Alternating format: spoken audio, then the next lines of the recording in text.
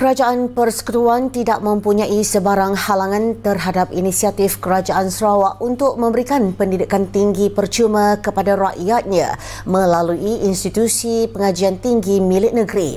Menteri Pendidikan Tinggi Datuk Seri Dr. Zamri Abdul Kadir berkata keputusan itu adalah hak dan keupayaan kerajaan negeri untuk menyalurkan bantuan pendidikan kepada anak-anak Sarawak dan tidak wajar dipertikai oleh mana-mana pihak. Ia adalah merupakan inisiatif yang dibuat oleh pihak kerajaan negeri. Maka kita tidak ada halangan terhadap usaha-usaha yang dilakukan kerana pihak kerajaan negeri Sarawak mereka mempunyai keupayaan. Dr. Zamri berkata kerajaan Persekutuan juga sentiasa terbuka untuk bekerjasama dengan mana-mana negeri dalam usaha meningkatkan mutu pendidikan negara termasuk dalam aspek pendidikan tinggi.